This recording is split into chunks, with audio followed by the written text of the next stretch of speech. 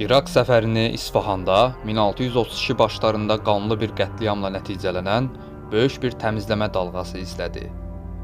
Bu da şahın bütün real və potensial rəqiblərini aciz, ölü və kor halına gətirdi. İlk itki görünüşdə tələskənlik etdiyi və Osmanlılarla döyüşlərdə bir çox Səfəvi əsgərinin ölümünə səbəb olduğu üçün komandir Zeynəl xan idi. Daha sonra Şah Səfinin əmri ilə Qurçbaşı İsa xanın 3 oğlunu və İsa xanın yoldaşı, həm də Şah Abbasın qızı Zübeydə Begümlə birlikdə hamısı öldürüldü.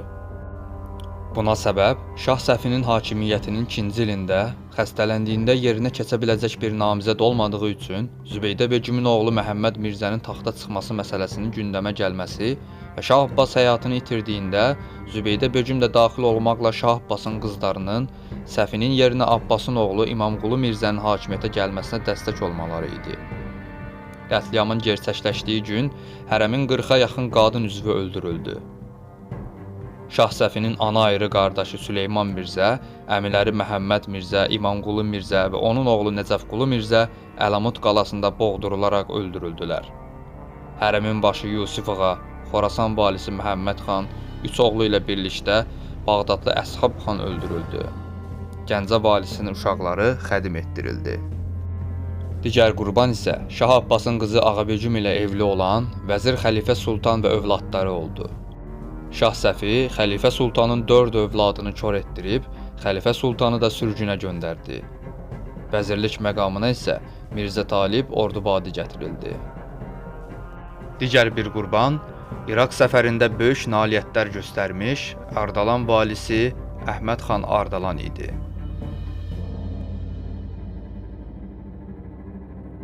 Əhməd xan Ardalan İran Kürdistanının muxtar hökmdarlarından Helo xanın oğlu idi. Şah Abbas Luristan üsyanı zamanı Helo xanla anlaşmazlığa düşdükdə Helo xandan ən böyük oğlu Əhməd xanı Kürdistan məsələlərini görüşmək üçün İsfahana göndərməsini istədi. Bu məqsədlə Əhməd xan Şah Abbasın sarayına göndərildi. Burada Şah Abbas onu Zərinkülah adı ilə də bilinən bacısı Seyyidə bəyim ilə evləndirdi və atasının yerinə Kürdistana qayıdıb hökmdar olması üçün vəzifələndirdi. Bundan sonra Ardalan ailəsindən olan xanədan İsfahana bir övladını girov kimi verəcək, Ardalan hökmdarları Əhməd xanı ilə başlayaraq Səfəvi sarayı ilə ailə bağları qura biləcək və şiəliyə keçəcəklərdi. Və Ardalan ailəsinin hakimiyyətdən alınan hökmdarı paytaxt İsfahana yerləşdiriləcəkdi. Bu ənənə Qacarlar dövründə Ardalan xanədanlığının dağılmasına qədər davam etmişdir. Şah Abbasın hökmdarlığı dövründə Mosul şəhərinin ələ keçirilməsində böyük cəsarət göstərən Əhməd xan Ardalan, Şah Abbasın ölümündən sonra ətrafındakıların cəhdləri ilə Şah Səfini şübhələndirənə qədər onun tərəfindən tərcih edilirdi. Əhməd xan Ardalan Şah Abbasın kürəkəni idi və Şah Abbasın çox sevdiyi bacısı Zərinkülah xanımdan Sərhab bəy adında bir oğlu oldu. Ancaq Şah Səfi şübhələri ucbatından bu gənci kor etdirdi və bu əməli Əhməd xanın qəzəblənməsinə səbəb oldu. 1631-də Əhməd xan Ardalan liderliyindəki qərb bölgələrində yaşayan kürdlər Osmanlı paşası Xosrov paşanın da təhrikləri ilə üsyan etdilər. Osmanlı hökuməti ilə ittifaq quran Əhməd xan Kirmanşah, Həmədan, Xoy və Urmiyanı ələ keçirdi. Daha sonra Mosul və Kərkük də Osmanlılar tərəfindən Əhməd xana verildi. Lakin Savaş bəy və Şahverdi xan liderliyindəki Səfəvi ordusu əks-hücuma keçərək Əhməd xanı meydan döyüşündə məğlub etdi. Bu döyüşdə Əhməd xan həyatını itirdi. Həmçinin Osmanlı valilərindən Əhməd Paşa və Məhəmməd Paşa da bu döyüşdə öldürüldü. 1631 noyabrında Özbəklər indiki İranın şərqindəki Türbəti-Cəm, Kəf və Bahavs şəhərlərinə basqınlar etdilər. Lakin Səfəvi birlikləri gəldiyində talanı yarımçıq saxlayıb Buxara torpaqlarına geri döndülər. Növbəti il Özbək Əbdüləziz xan Səfəvilərlə olan sülhə son verib yenidən Xorasanı ələ keçirmə fikrinə düşdü. Özü Maricaq şəhərinə hücum edərkən sərkərdəsi Nadir Divan bəy Mərv şəhərinə doğru hərəkətə keçdi. Səfəvilərin Mərv valisinin təzəlikcə ölmüş olmasına baxmayaraq, Səfəvilər şəhəri qəhrəmancasına müdafiə etdi. Özbəklərin 15 minlik ordusu buranı ələ keçirə bilməyib Buxaraya qayıtdı. Əbdüləziz xan isə ordusu ilə Maruçaq şəhərinə gəlib çatdı Səfəvilər ənənəvi olaraq işğalçı ordunun ehtiyac duyduğu ərzaqları yol boyunca məhv etmişdilər. Əbdüləzizin ordusu şiddətli döyüşdən sonra Maruçakı ələ keçirə bildi. Lakin Rüstəm bəy və Rüstəm Məhəmməd xan liderliyindəki Səfəvi ordusunun buraya doğru yola çıxdığını eşitdikdə bölgəni talan edib geri çəkildilər. Qızılbaş ordusu onları təqib edərək Buxaraya bağlı bir çox şəhərə hücum edib, buraları talan edib insanları əsir aldılar. Şah Səfi daha sonra bu əsirlərin sərbəst buraxılmasını əmr edəcəkdi. 1633-də Özbəklər Sərxası işğal edib, burada bir qarnizon qursalar da, çox keçmədən Səfəvilər buranı azad edib, 200 özbəyi də əsir aldılar.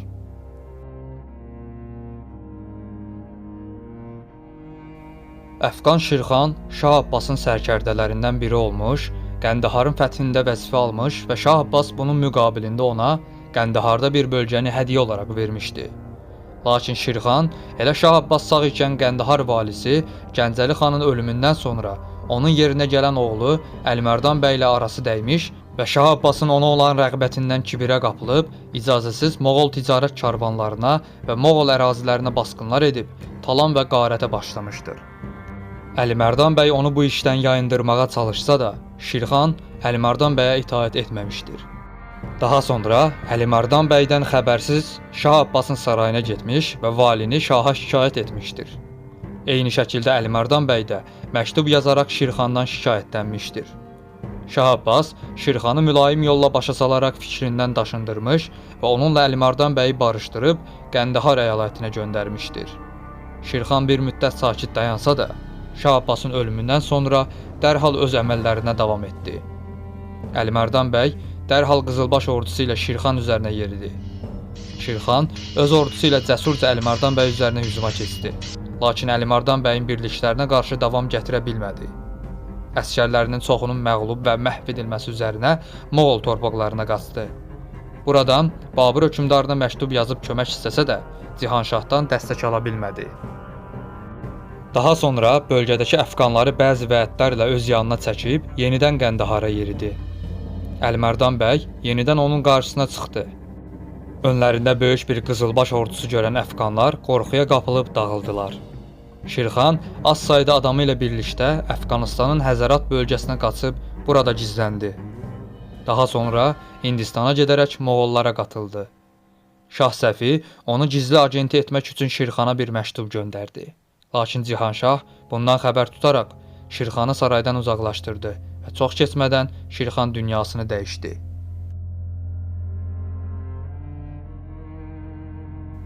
İyul 1631-də Qəzvində Dərviş Rza adında birisi üsyan qaldırıb Mehdiçilik iddiası etdi. Üsyançılar şəhəri ələ keçirsə də çox keçmədən üsyan bastırıldı. Çox güman ki, Dərviş Rza nöqtəvilik və qələndərilik əqidələrindən təsirlənmişdi. Dərviş Rzanın tərəfdarlarının reinkarnasiya inancı 1639-da Dərviş Rzaya bənzəyən Şatrini özlərinə lider seçib yenidən üsyan etmələrinə səbəb oldu. Lakin Şah Səfi Şatrini edam etdirib üsyanı bastırdı.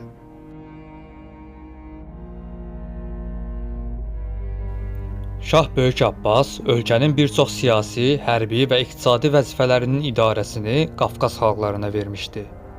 Ermənilər daha çox beynəlxalq ticarət işlərində aktiv idi. Çərkəzlər və Gürcülər isə silahlı qüvvələr və idarə etmələrdə çalışırdılar. Ana vətənlərində Gürcü dili və xristian dininə inadla bağlı olan Gürcülər, İranda isə farsça və türkçə danışanlarla birlikdə toplumun üçüncü ünsürünü təşkil edirdilər. Gürcülərin soylu ailələri arasında Şah Abbasın sevimli sərkərdəsi Allahverdi xan və oğulları İmamqulu və Davud xanın da daxil olduğu Undiladzə ailəsi çox mühüm bir klan idi. Allahverdi xan bütün orduların baş komandanı, İmamqulu xan Fars valisi, Davud xan isə Qarabağ və Gəncə əyalətlərinin bəylərbəyliyini, Qazar oymağının başı və Qarabağ birliklərinin komandiri idi. Ondan əvvəl bu vəzifələrdə Məhəmmədqulu xan Ziyadoğlu Qacar idi.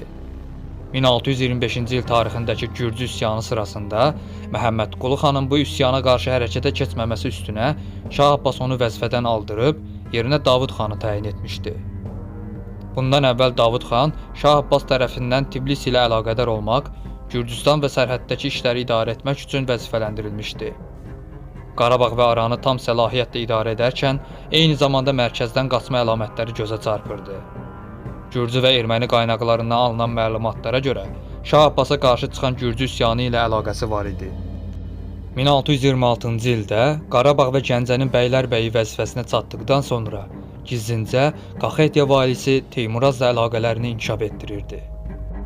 Teymurazın Georgi Sakadze ilə birlikdə Şah Abbasa qarşı üsyan edib məğlub olması və uzun müddət sürgündə qalmasından sonra dostu Davud xan vasitəsilə onun Şah Abbas tərəfindən əfv edilməsinə nail oldu. Şah Teymurazı yenidən Kaxeti taxtına qəbul etməyə məcbur oldu. Davud xan Şah Səfinin taxta çıxdığı dövrdə bu ərazilərin idarəsini davam etdirməklə bərabər Osmanlılara qarşı İranın bəzi yerlərində hərbi əməliyyatlara qatılmışdı. Ancaq Şah Səfinin 1629-da taxta çıxmasından bəri yeni şahı İsfahanda ziyarət etmədi. 1631-də Bağdad səfərinə qatılmaq üçün şahın hüzuruna çıxdıqda şah ilə arasında açıqca bir gərginlik olduğu görünürdü. Bağdad səfəri sırasında Davud xan bir ziyafətdə yeni qullar ağası Rüstəm Xosrov Mirzənin fəaliyyətlərini istehsalı bir şəkildə tənqid etdi və şah Davud xanı bu hərəkətlərinə görə məclisdən çıxartdı. İranda bu iki Gürcü Undiladze və Bagrationi klanları arasında rəqabət var idi və görünüşə görə Rüstəm Xosrov Mirzə Bagrationi yeni şahın sevgisini və inamını qazanmışdı. Şah Səfi səfər dönüşündən sonra ölkənin dörd bir yanındakı valilərini yanına çağırdığında Davud xan bu əmrə itaətsizlik etmişdi. Ancaq Davud xan şahı sədaqətinə inandırmaq üçün cariyələrindən birini və oğlunu göndərdi. Ancaq şahın şəxsən özünün gəlməsi əmrinə uymadı və Gəncənin böyüklərini bir araya toplayıb burada şahın zalım hərəkətlərindən danışdı. Məclisdə ona qarşı çıxan 15 Gəncə böyüyü hadisə yerində öldürüldü. Davud xan Teymurazın da yardımını aldıqdan sonra Qazar tayfasının onunla eyni fikirdə olmayan və Şah Səfiyə şikayətdə bulunan öndə gələn üzvlərini ortadan qaldırmağa qərar verdi. Rəvayətə görə bu qərarını həyata keçirmək üçün Qazar soyluları ilə birlikdə ovlanmaq üçün dağa getdi. Əvvəlcədən orada gizlənən Teymurazın birlikləri isə Qazarları tələyə salıb orada hamısını öldürdülər. Daha sonra Davud xanın təklifi üzərinə hərəkətə keçərək Gəncə, Qarabağ, Bərdə və Arazbara birlikdə hücuma keçib bu şəhərlərin mallarını talan edib Gürcüstana göndərdilər. İşğalçı Gürcülər bir neçə gün Gəncədə qaldı və xalqa böyük zərər verdilər. Erməni psikoposu da bir silahlı qrupla bu talanda iştirak etdi. Şah Səfi Davud xanı vəzifədən alıb yerinə Məhəmmədqulu xan Qazarı təyin etdi. Teymurazı da Gürcüstan hökumətindən uzaqlaşdıraraq Kaxetiya və Kartlini Rüstəm xan Xosrov Mirzənin öhdəsinə verdi.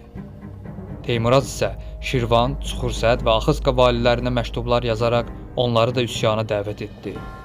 Lakin bu məktublardan bəziləri Şah Səfiyə gedib çatdı. Məktublarda Farsın güclü valisi İmamqulu xanın da üsyançıların yanında olduğu iddia edilirdi. Görünüşə görə üsyançılar İmamqulu xanı gündəmə gətirməklə digər valiləri də yanlarına çəkmək və vəziyyəti Şah Səfi əleyhinə qarışdırmaq istəyirdilər. İmamqulu xanın İsfahan sarayındakı rəqibləri də bu şübhələrdən məharətlə yararlandılar. Şahın özü də səltənətinin başlanğıcından etibarən İmamqulu xanın ailəsini devirmək üçün bir bəhanə axtarırdı. Lakin İmamqulu xan xəyanətə dair heç bir şey etmədiyi, əksinə itaətkar və hər zaman xidmətə hazır olduğu üçün şah ona qarşı heç bir şey edə bilmirdi. Şah Səfinin İmamquluya olan düşmənçiliyinin bir səbəbi də xalqın onun oğullarından birini Şah Abbasın oğlu olaraq görməsi idi. Rəvayətlərə görə Şah Abbas hərəm qadınlarından birini İmamqulu xana vermişdi və o qadın da hamilə idi. İmamqulu xanın evində bənzər şəkildə 6 ay sonra öz oğlu olaraq tanıtılan bir oğlan uşağı dünyaya gəldi. Amma əslində atası Şah Abbas idi. Bu uşağın adı Safiqulu xan idi və Şah Abbasın soyundan gələnlərin hamısının Şah Səfi tərəfindən öldürüldüyü üçün son varis olaraq gördüyü bu uşağın bir gün Farsda İmamqulu xan tərəfindən taxta çıxarılacağından qorxurdu və buna görə də İmamqulu xanı yox etməkdə qərarlı idi. Şah Səfinin gəncliyi və xamlığı səbəbilə səltənət işləri İmamqulu xanı qısqanan şahın anası və vəzir Sarıtəqi Etimad Dövlənin nəzarəti altında idi. Güclərini və hakimiyyətlərini qorumaq üçün bir-birləri ilə tam bir birlik içində olan bu ikisi İmamqulu xanın sahib olduğu var-dövlət və gücə qarşı kin bəsləyirdilər. Bunların təhriki ilə hökm oxunaraq ilk öncə İmamqulu xana verilən təhsisat kəsildi. Ətrafındakıların qısqanclıq və təxribatları Şah Səfinin İmamqulu xandan şübhələnməsində əsas faktor idi. Bu şübhələri gücləndirən digər bir faktor isə Bağrationi ailəsinə mənsub Gürcü Xosrov Mirzənin Undiladzə ailəsinə qarşı təxribatları idi. Şah Səfi İmamqulu xana Davud xanın Qarabağdakı üsyanı haqqında görüşmək üzrə Səfəvi sarayına gəlməsini əmr etdi. İmamqulu xan əvvəlcə Portuqaliyalıların Hörmüzə yerləşmək istədiyini bəhanə edərək Şah Səfiyə gələ bilmədiyini bildirən bir məktub yazsa da, daha sonra getməkdən başqa çarəsi qalmadı. Əvvəlcə oğlu Safiqulu xanı göndərdi. Özü də 3 sentyabr 1632-də şahın sarayına gəldi. İmamqulu xanın böyük oğlu ona, tezliklə başlarımız dizlərimizin üzərinə düşəcək. Gəl buradan gedək, dedikdə, atası ona belə cavab verdi. Ey oğlum, bəlkə də sən doğru deyirsən və haqq da səndən yanadır. Amma mən bu günə qədər şaha üsyan etmədim və onun mənə əmr etdiklərindən qaçmadım və bundan sonra da ona itaət edəcəm. Şah onu və oğullarını istiqanlı və nəzakətli şəkildə qarşıladı. Şənliklər keçirilməsinə əmr etdi və 3 gün boyunca şənliklər davam etdi. İmamqulu xan yaşlılığı səbəbilə bu şənliklərə qatıla bilmədi. 3 gün davam edən şənliklərin ardından Şah Səfi ziyafət masasını tərk edib başqa otağa girdi. Yarım saat sonra cəlladlar İmamqulu xanın uşaqları olan otağa girib onları çölə çıxartdılar və dərhal uşaqların başlarını kəsdilər. Xanın 3 oğlu Safiqulu xan, Fətəli bəy və Əliqulu bəydi və 3 cəllad da Kəlbəli bəy, Davud bəy Gürcü və Əliqulu bəy Gürcü idi və bu 2 Gürcü də İmamqulu xanın yeznələri idilər. Şah Səfi cəlladlara kəsik başları İmamqulu xana götürmələrini əmr etdi. Cəlladlar İmamqulu xanın otağına vardıqlarında o dua edirdi. Uşaqlarının kəsik başlarını gördükdən sonra cəlladlardan namazını bitirməsini icazə vermələrini istədi. Namazı bitirdikdən sonra bu cür dedi. Artıq şahın əmrini yerinə yetirə bilərsiniz. Cəlladlar onun başını kəsdikdən sonra Şah Səfiyə götürdülər. Şah Səfi İmamqulu xan və yandaşlarını öldürdükdən sonra Qohçuluya valiliyini Uğurlu xana, Lur valiliyini Kəlbəli bəyə verdi. Uğurlu xana da dərhal Farsa gedib İmamqulu xanın bütün uşaqlarını öldürülməsini əmr etdi. Şah Səfi ancaq İmamqulu xan kimi dəyərli bir sərkərdənin idarə edə biləcəyi bölgəni 5-dən çox kişi arasında bölüşdürdü. Şah Səfinin qanlı səltənəti sırasında babası Şah Abbas dövründə dövlətə qazandırılan böyük şəxsiyyətlər İsa xan Səfəvi, Gəncəli bəyin oğlu Əlimardan bəy, Vəzir Xəlifə Sultan, Əhməd xan Ardalan, Zeynal bəy və Allahverdi xan oğlu İmamqulu xan kimi böyük şəxsiyyətlər itirildi. Səfəvi bürokratiyası böyük zərər gördü. Bu hadisədən illər sonra İrana gələn fransız səyyah Şardin İmamqulu xan haqqında bunları deyirdi. O son bir əsrdə bu torpaqların gördüyü ən böyük şəxsiyyətdir. Əziz izləyicilər, videoları hazırlamaq çox əziyyətli və xeyli vaxt aparır. Əməyimizin qarşılığı olaraq videonu bəyəndinizsə, dostlarınızla paylaşmağı, şərhlərdə öz fikirlərinizi bildirməyinizi xahiş edirik.